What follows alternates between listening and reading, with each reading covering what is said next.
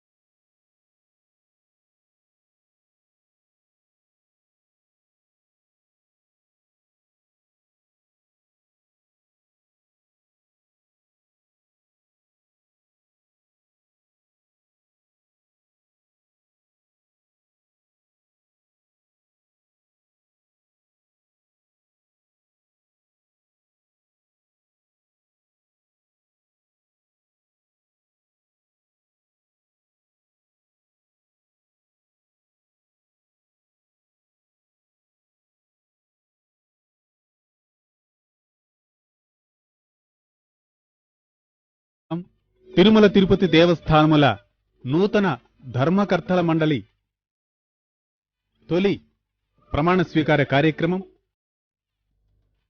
తిరుమల తిరుపతి దేవస్థానం ఆధ్వర్యంలో ఇది 48వ ధర్మకర్తల మండలి. ఈ ప్రమాణ స్వీకారోత్సవ కార్యక్రమం తిరుమల శ్రీవారి ఆలయంలోని బంగారు వాకిలిలో ఒక్కొక్క సభ్యుడు లోనికి వెళ్లి ఈ రంగనాయక మండపం నుంచి శ్రీవారి ఆలయంలోని బంగారు వాకిల్లోకి వెళ్లి అక్కడ ప్రమాణ స్వీకారం చేసిన అనంతరం ఇక్కడికి వస్తూ ఉన్నారు. ఈ దృశ్యాలను మనం ఇప్పుడు వీక్షిస్తూ ఉన్నాం. ప్రస్తుతం రంగనాయకుల మండపంలో సభ్యులందరూ ఎదురు చూస్తూ ఉన్నారు. ఒక్కరొక్కరుగా శ్రీవారి ఆలయంలోని శ్రీవారి ముంగిట నిలుచొని స్వామివారి ముందు ఈ ప్రమాణ స్వీకార కార్యక్రమం పవిత్రంగా మనసా వాచా కర్మణ జరుగుతూ ఉంది. మనం ప్రస్తుతం శ్రీవారి ఆలయంలోని వెండి వాకిలి వద్ద దృశ్యాలను వీక్షిస్తూ ఉన్నాం.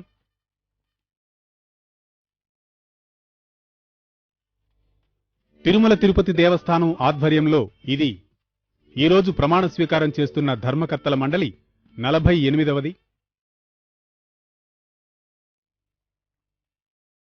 ఈ ప్రమాణ స్వీకారోత్సవ కార్యక్రమంలో ధర్మకర్తల మండలి అధ్యక్షుడిగా శ్రీ చదలవాడ కృష్ణమూర్తి గారు, అలాగే ఇక సభ్యులుగా శ్రీమతి కోళ్ల లలితకుమారి గారు, శ్రీమతి పిల్లి అనంతలక్ష్మి గారు, శ్రీ డోలా శ్రీబాల వీరాంజనేయ స్వామి గారు, శ్రీ పుట్టా సుధాకర్ యాదవ్ గారు, శ్రీ వైవి రమణ గారు, శ్రీ జె శేఖర్ గారు, శ్రీమతి సుచిత్ర ఎల్లా గారు, శ్రీ సంపత్ రవినారాయణన్ గారు, శ్రీ పసుపులేటి హరిప్రసాద్ గారు, శ్రీ జి సాయన్న గారు, శ్రీ కె రాఘవేంద్రరావు గారు ప్రమాణ స్వీకారం చేస్తున్న వారిలో ఉన్నారు.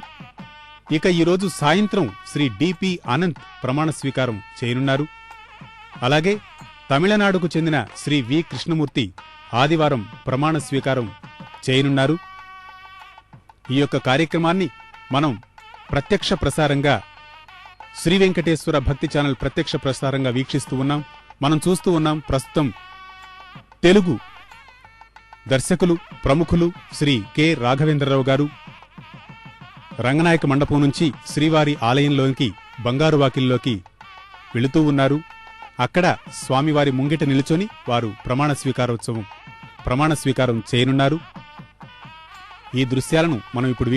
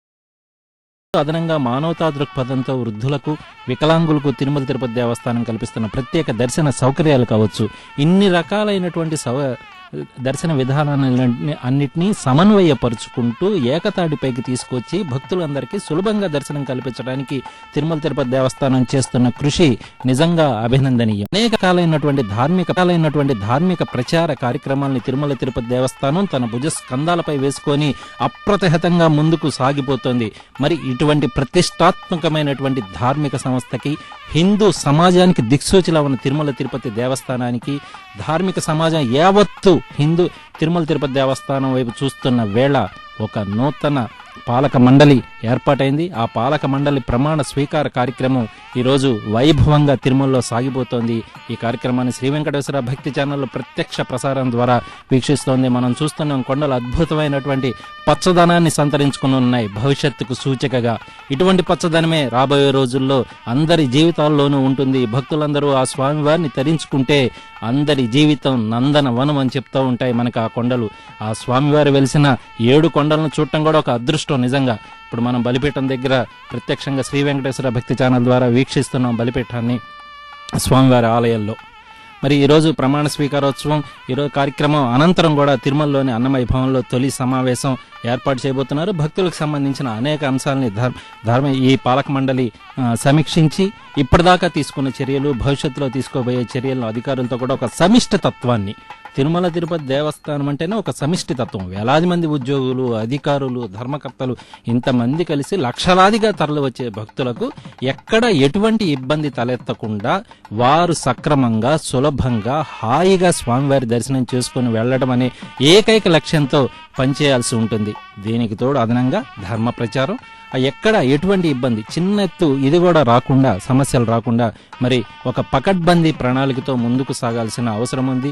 ఈ ప్రణాళిక గత కొన్ని సంవత్సరాలుగా తిరుమల తిరుపతి దేవస్థానం చాలా తేలికగా, హాయిగా ఒక పద్ధతి ప్రకారం ఇప్పటికే మనం గనక చూసుకుంటే బ్రహ్మోత్సవాల సమయంలో లక్షలాది మంది భక్తులు తరలివస్తుంటారు.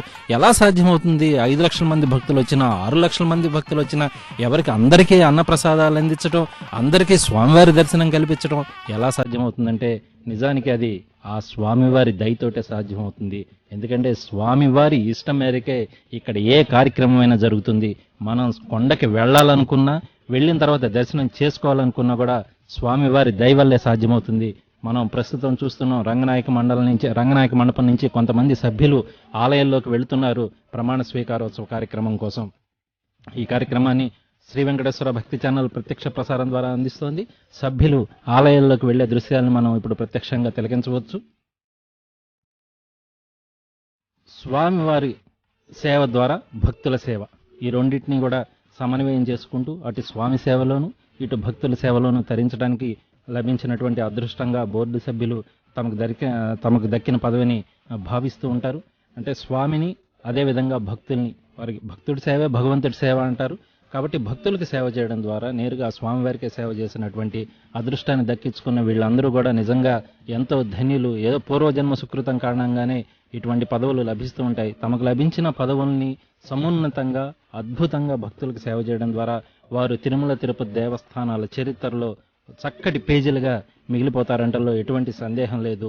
మనం ఇప్పుడు తిరుమల ఆకాశ హర్మ నుంచి చూస్తే ఎలా ఉంటుంది, ఆకాశాన్ని నుంచి చూస్తే ఎలా ఉంటుంది అనే కొన్ని దృశ్యాలను కూడా ఇప్పుడు మనం చూస్తున్నాము. విహంగ వీక్షణం ఈ కార్యక్రమాన్ని, స్వామివారి ఆలయ గోపురం, నిజంగా ఈ గోపురాన్ని చూస్తుంటే కూడా ఒక అద్భుతమైనటువంటి ఇది కలుగుతూ ఉంటుంది.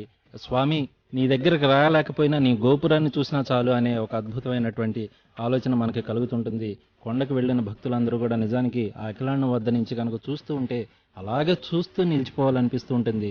బహుశా మనకి తిరుమలలోనే ఇలాంటి అనుభూతులు కలుగుతాయి, ఇంకెక్కడా మనకి ఇటువంటి అనుభూతి కలగదు. ఎందుకో తెలియదు, అక్కడికి వెళితే చాలు తిరుమలలో ఆ స్వామివారి మహిమ కారణంగా మొత్తం గోపురాన్ని చూసినా, ఏం చూసినా కూడా అలాగే స్థాణువులా నిలబడిపోయేటువంటి ఒక గొప్పదైనటువంటి అనుభూతి తిరుమలలో ప్రతి భక్తుడికి అనుభవైక వేద్యమే. తిరుమల నుంచి మనం ఇప్పుడు ప్రత్యక్ష ప్రసారం ద్వారా ధర్మకర్తల మండలి ప్రమాణ స్వీకారోత్సవ కార్యక్రమాన్ని శ్రీ వెంకటేశ్వర భక్తి ఛానల్